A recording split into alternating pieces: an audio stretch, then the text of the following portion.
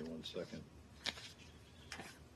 So Russia's Federal Security Service says it thwarted an armed Ukrainian incursion into Crimea that was designed to target critical infrastructure, and they said that a Russian soldier and an FSB employee was killed in these clashes.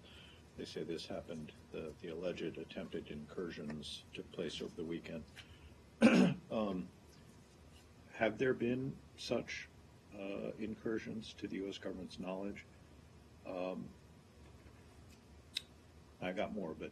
Okay, do you want to line them up, or you No. want me to do them one by one? We'll Okay, one so by one. we've seen the reports. We're going to refer you to the government of Ukraine for further information. I would note that we're also directly in touch with Ukrainians ourselves. So Crimea, you do not recognize Russia's annexation of Crimea, correct? No, and in fact, I welcome the question because we don't want to be distracted from the real issue here, which is not only Russia's occupation and attempted annexation of Crimea, but their continued aggression in eastern Ukraine. Our view on Crimea is well known. Crimea is and will always be part of Ukraine. We condemn and call for an immediate end to the Russian occupation of Crimea, and our Crimea-related sanctions will remain in place until Russia returns the peninsula to Ukraine. So if you don't recognize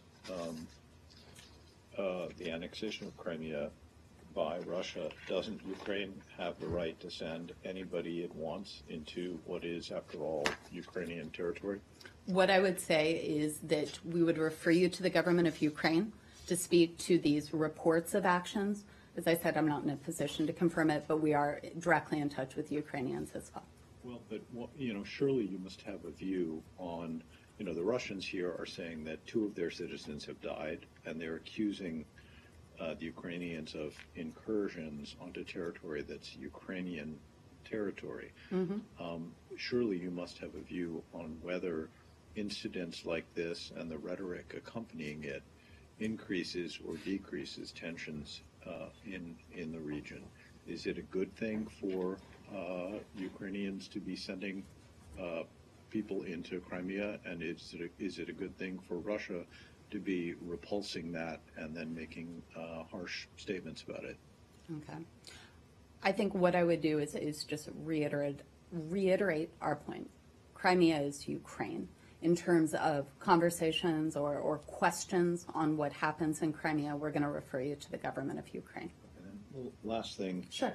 Russian President Putin, speaking in Moscow, has described the alleged Ukrainian actions as, quote, stupid and, quote, criminal, and said that he thought there was no point in holding planned talks on the peace process for eastern Ukraine as a result.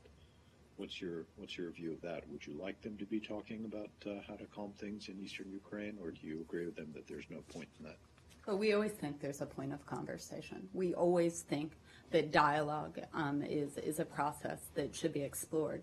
As you know, we've supported the Minsk process as we move forward. I haven't seen President Putin's remarks, so I can't comment directly on those. But what I will say is dialogue is really where we'd like to see this go.